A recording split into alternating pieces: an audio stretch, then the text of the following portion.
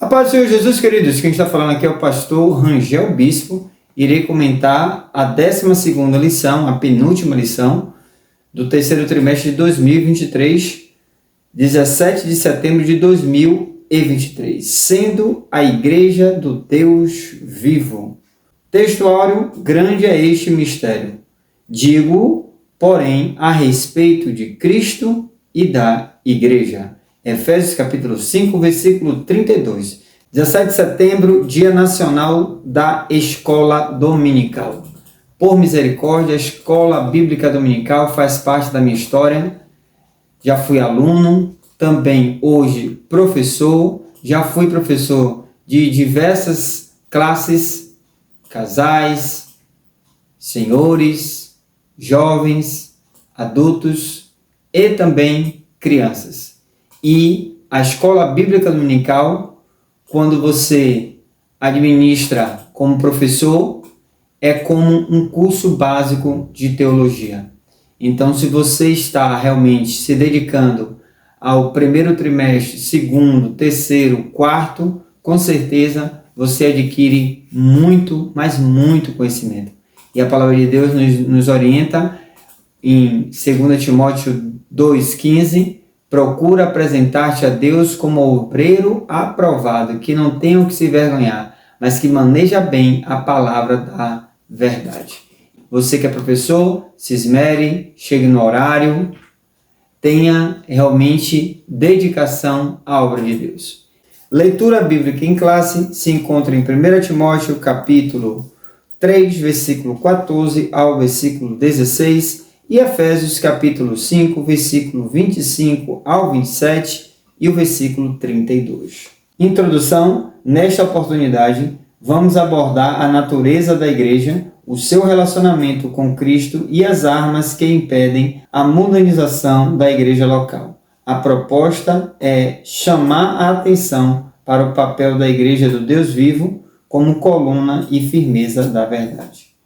Palavra-chave: igreja. Igreja significa eclésia, chamados para fora. Tópico 1.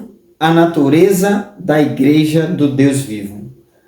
Parágrafo 1. A casa de Deus vivo. Parágrafo 2. A coluna e firmeza da verdade. E parágrafo 3. O ministério da piedade.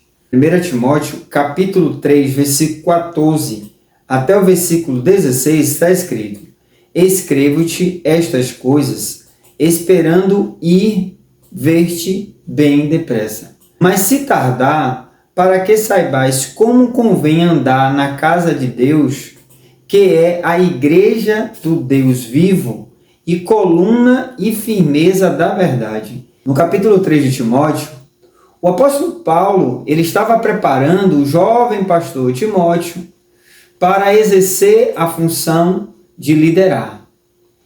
O jovem pastor Timóteo foi substituto em vários momentos do apóstolo Paulo. Ele era o sucessor do apóstolo Paulo, um dos, né? Tinha Tito e outros. Mas o interessante é que ele passa uma lista, capítulo 3, né? Esta é uma palavra fiel. Se alguém deseja o episcopado, excelente obra deseja. Convém, pois, que o bispo seja irrepreensível, marido de uma só mulher, vigilante, sóbrio, honesto, hospitaleiro, apto para ensinar, não dado ao vinho, não espancador, não cobiçoso, de torpe ganância, mas moderado, não contencioso, não avarento, que governe bem a sua própria casa, tendo seus filhos em sujeição com toda a modéstia. Porque se alguém não sabe governar sua própria casa, terá cuidado da igreja de Deus? O apóstolo Paulo está orientando aquele jovem pastor como se comportar como um líder espiritual, como se comportar diante da casa do Deus vivo. Porque nós que servimos a esse Deus vivo, não vemos o nosso Deus, mas sentimos pela fé. E existem igrejas com Deus mortos, de imagens, esculturas, mas nós servimos a um único Deus, o Criador de todas as coisas. Por isso, tem aqui vários requisitos, atribuições para aqueles que querem andar na casa do Deus vivo.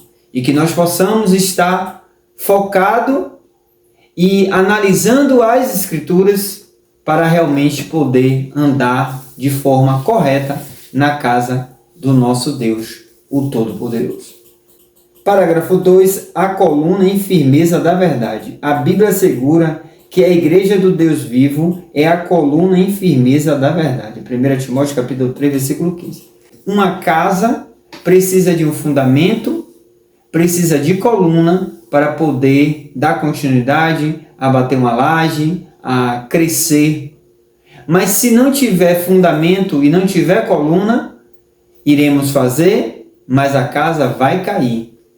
Da mesma forma, é o que o apóstolo Paulo está falando. Nós temos de estar como coluna, que são pilares fundamentais, porque o fundamento é Cristo. E como colunas, precisamos estar com essa coluna com a firmeza na verdade. Porque em João 8,32 diz: e conhecereis a verdade, e a verdade vos libertará.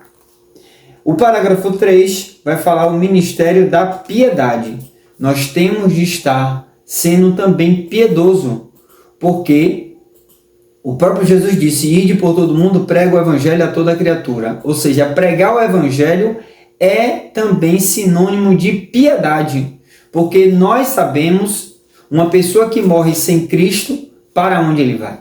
Por isso que essa missão, essa ordenança que o próprio Jesus disse: ide por todo mundo e pregar o evangelho, não pode morrer nos nossos corações. Mas temos de a cada dia estar avivado, pregando e anunciando este evangelho, que é um ato também de piedade para aquelas pessoas que não conhecem a Cristo. Tópico 2. Cristo e o relacionamento com a igreja. Parágrafo 1. Santificação e pureza. Parágrafo 2. Gloriosa e irrepreensível. Em João capítulo 17, versículo 17, está escrito: santificai-vos na verdade, a tua palavra é a verdade. A única verdade absoluta é a palavra de Deus. Então, como a Bíblia é a única verdade, a única régua de medir, temos de estar nos santificando com esta palavra. Como santificar? É como se fosse um lava-jato do céu. A Bíblia, quando nós começamos a ler, ela vai realmente limpando toda a sujeira, a imundícia que tiver dentro do nosso coração. Porque o fato é, as imundícias vêm, mas a palavra de Deus vem santificando e purificando e nos trazendo realmente uma visão santa de ser separado diante deste mundo tão tenebroso, uma geração perversa.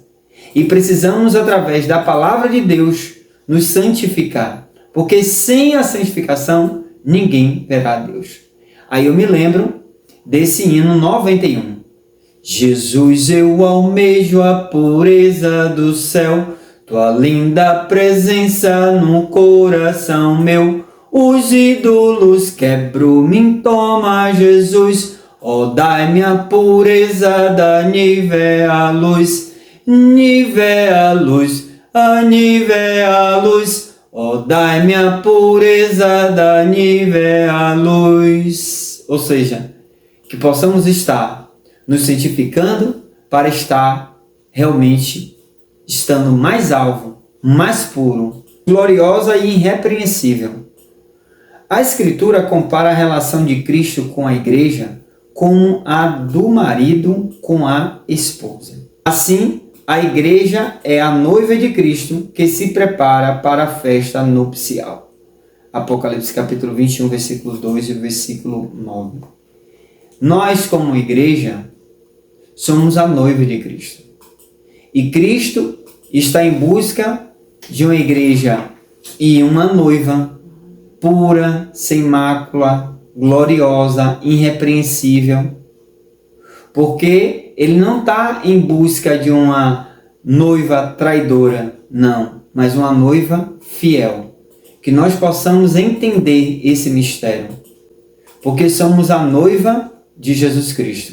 E ele nos prometeu que vai voltar para nos buscar.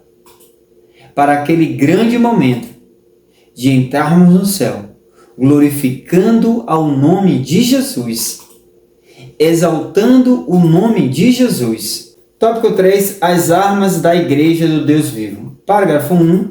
O zelo pela verdade. E parágrafo 2. O ensino da verdade.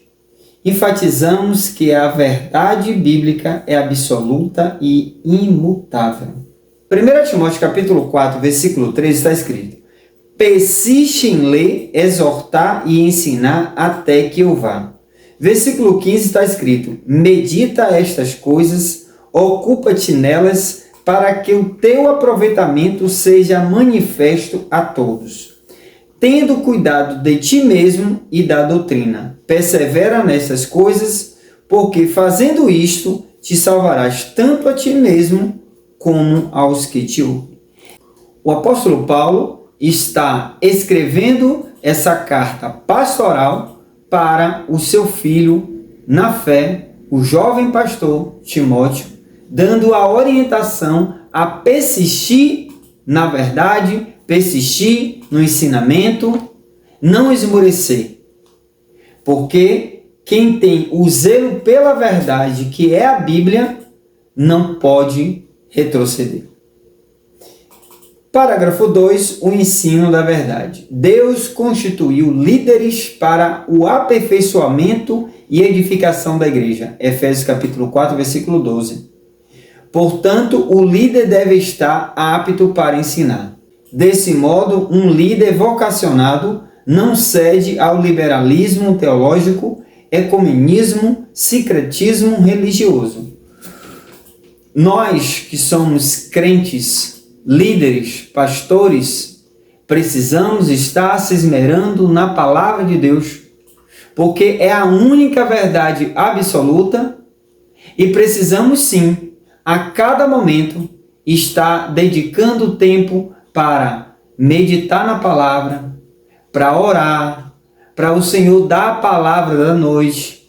Infelizmente, muitos estão realmente transferindo a sua responsabilidade para outras pessoas, mas nós que somos líderes precisamos realmente cumprir e andar de forma certa na casa do Deus vivo. Mas que Deus tenha misericórdia de cada um de nós, porque Deus está à procura de verdadeiros adoradores.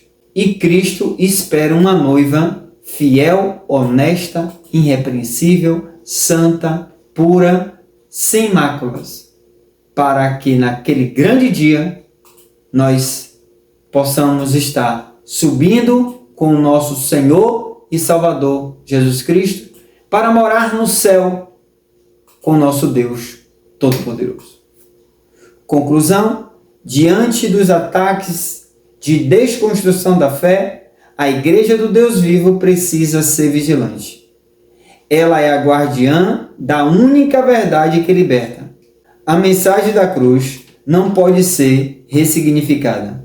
Cristo morreu e ressuscitou por amor à Igreja e a requer santa, pura e irrepreensível.